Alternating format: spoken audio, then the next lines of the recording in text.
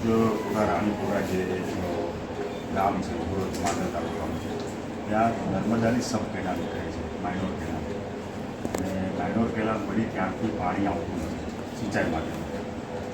તો છેક આગળ સુધી આવે છે પણ જે રાણીપુરા ગામ સુધી કેનાલ છે ત્યાં સુધી પાણી આવતું નથી. અવારનવાર જુવાનશ્રીના બધા લોકોએ નર્મદા વિભાગમાં રજૂઆતો કરી, અને રજૂઆતો કર્યા બાદ કશું કાર્યવાહી થતી નથી. અને હું પોતે પણ 2 દિવસ પહેલાં ગામ ઉપર ગયો અને મેં પણ વિઝિટ કરીને જોયું તો હકીકત સત્ય છે. એમાં પછી નર્મદા વિભાગે જવાબ રજૂ કર્યો તો એને એવો જવાબ આપ્યો કે પાણી આવે છે, અમે પાણી આપીએ છીએ. નર્મદા વિભાગે હાયર કરે પછી એવી છે કે મરામત થતી નથી, એનું રિપેરિંગ થતું નથી. હવે ખેડૂતો સાહેબ રજૂઆત કરે છે ને પાણી માટે, તો પેલા ઇજનેર એક છે એ આ લોકોને વારંવાર ધમકી આપે છે કે તમે રજૂઆત કેમ કરો છો, તમારી રજૂઆત કરવાથી અમારે બધા ધક્કા વધી જાય છે. આ પછી બીજી તારીખે સાહેબ શું બન્યું કે એ લોકો વિઝિટ ઉપર ગયા અને મેં વાત કરી કે ભાઈ હું ગામ ઉપર જવાનું છું, જે સત્ય હશે આપણે જોઈ લઈશું, બરાબર છે. આ લોકોને સાહેબ એવું કહે કે તમે ખોટા પંચનામામાં સહી કરી કે ભાઈ અમને પાણી મળે છે.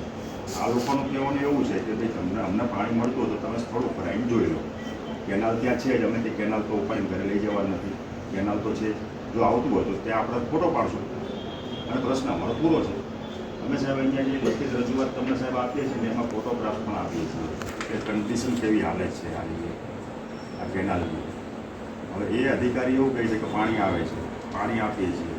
એટલે આ પ્રશ્ન સાહેબ ઉભો થયો છે. એટલે પછી ખેડૂતોએ અમે નક્કી કર્યું કે આપણે પ્રાંત સાહેબને મળીને એક રજૂઆત કરીએ. બોલો જવાન સાહેબ અમે રજૂઆત કરીએ ને એટલે એમને આ કાકા હતા, આ ભાઈ હતા, આ પટેલ હતા, બધા હતા. પછી અમે કહ્યું સાહેબ થોડું જોવો, તમે થોડું ધ્યાન આપો.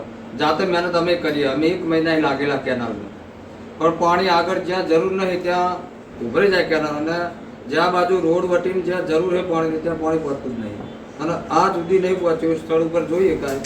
અને પછી અમે સાહેબને વધારે કીધું, રિક્વેસ્ટ કરીએ, પછી કે તમે મને હેરાન કરો, અને એવું કરી અને પછી અમારા વિરુદ્ધ કે ભાઈ તમે જો આ બધી બહુ જફા કરશો અને અમારા ધક્કાને અડી વધી જઈએ તો અમે તમારા ઉપર પોલીસ કેસ કરી દેવું. અને એમને જઈને અરજી પણ પોલીસ સ્ટેશને આલી છે.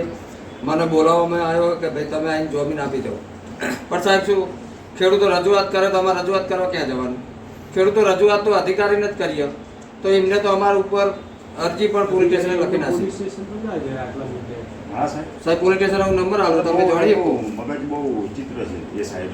સાચી હકીકત છે સાહેબ, સત્ય વાત છે. સાચું સાહેબને રજૂઆત કરો. બસ ભાઈ બોલો. આપણે હતા શું કહેતા હતા કે તમે બોલો, આપણે કીધું કયો શું કહેતા હતા સાહેબ? એવું કહ્યું કે હું પોલીસ સ્ટેશન તમને શું કરાવી નાખું, પણ કોઈ બોલ્યું જ નહીં. હું અમારું સાચી હકીકત તમે જાણી લો સાહેબ. પાણી આપતું નહીં.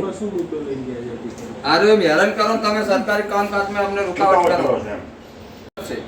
પોલીસ સ્ટેશન સાહેબ આપ પણ જાણ કરીએ કે જોઈએ, તમે વાત કરો તો ખબર પડે. અમને એવું કીધું પહેલાં મને ફોન આવ્યો, કારણ કે મેં પેલી ફરિયાદ કરી ને એટલે એન્જિનિયર કટારા સાહેબ છે નર્મદામાં, એટલે મને કે તમે તાત્કાલિક આવી જાઓ. મેં કીધું પણ ક્યાં આવવાનું ભાઈ? એટલે કે અહીંયા સ્થળ ઉપર આવો. કીધું 10:30 સવારના હું મારું કામ લઈને બેઠો હોય, તમે અત્યારે પણ તાત્કાલિક કેવું આવી જવાનું? તો તમે તમારું થતું હોય કામગીરી કરી નાખો ખેડૂતો સાથે રહીને, હું મારી રીતે મારે આવવાનું છે તો આવીશ. આ લોકોને પછી એવું કીધું કે ભાઈ તમે સહી કરો. શું કીધું તમને?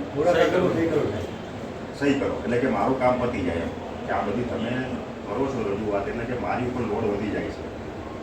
હવે આ કેનાલનું કામ એવું કહે છે કે મારું નથી સફાઈ કરવાનું, તો અમે કેમ એમને કીધું કે એમનું જ કામ છે. ખેડૂતો સાહેબ રજૂઆત કરે ને, પાણી નથી આવતું. આમની રજૂઆત શું છે? માત્ર કે સિંચાઈ માટે પાણી આપો, માત્ર રજૂઆત આમની એટલી છે. હવે એ એવું કહે છે કે આ બધી રજૂઆતથી તમે મને માનસિક ત્રાસ આપો, કેમ? એનું કહેવાનું એવું છે. તો હવે આ રજૂઆત ક્યાં કરે સાહેબ? એમની કોઈ નામજોગ તો રજૂઆત છે નહીં અધિકારીની. આજે માનો કે આપ સાહેબ કલેક્ટર સાહેબ છો અહીંયા, તો અમે તો સાહેબ તમને જ રજૂઆત કરવા આવીએ ને, તો આ લોકો રજૂઆત કરવા ક્યાં જાય?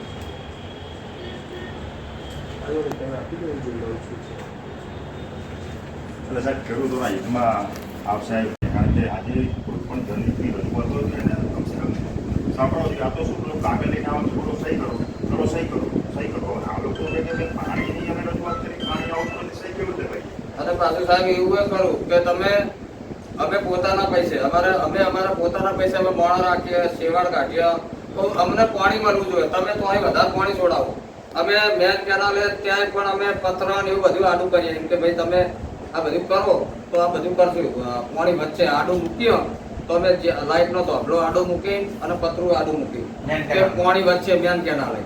પણ આ બાજુ આવે એટલે ખેડૂતો કે કેનાલ બી જર્જરી બધું જમે છે કેનાલ એટલે બધા અડધે એ કેનાલ તૂટી જાય એટલે અહીં ઓમ જતું રહે પાણી.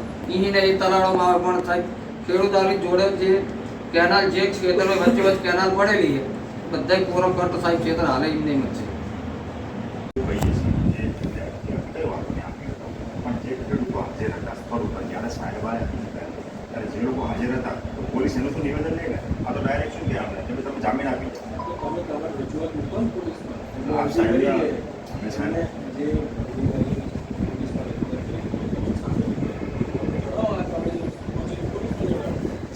બધા મારે એકવાર અરજી લખી હતી ના પોલીસ ના મારે તો કીધું કે તમે આ જમીન આલી જાઓ મામલતદાર જમીન જવા આપણને કંઈ ખબર પડે નહીં. બરાબર છે મિત્રમાં તો કોઈ લોકલ વ્યક્તિનો તો શું કરવું પડે હવે આ એવું નથી કર્યું.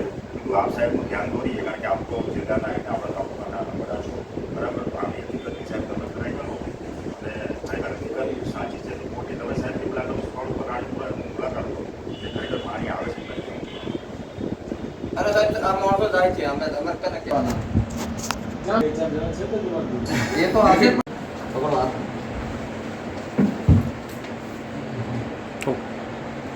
Thank you sir.